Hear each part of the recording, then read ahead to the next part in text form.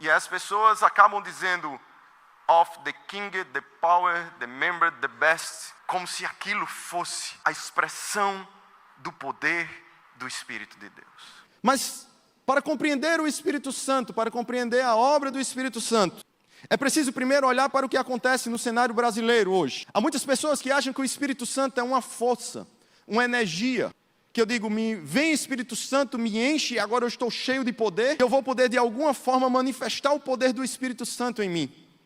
E esquece que o Espírito Santo é uma pessoa, esquece que o Espírito Santo tem vontade, esquece que o Espírito Santo tem poder, esquece que o Espírito Santo é quem conduz a igreja e não é conduzido pela igreja, esquece que o Espírito Santo é o próprio Deus. E quando você então distorce essa compreensão do Espírito Santo como se ele fosse uma força impessoal, você começa a ver certas distorções do Evangelho, principalmente na internet.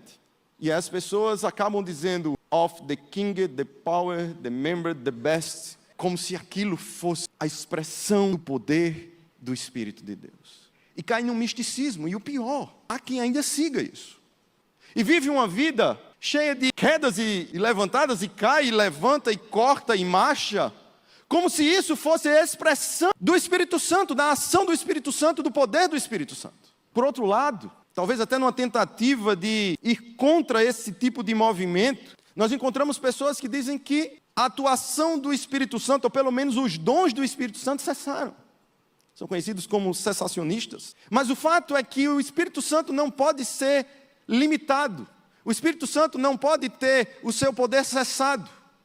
Os dons, eles não cessaram porque a ação do Espírito Santo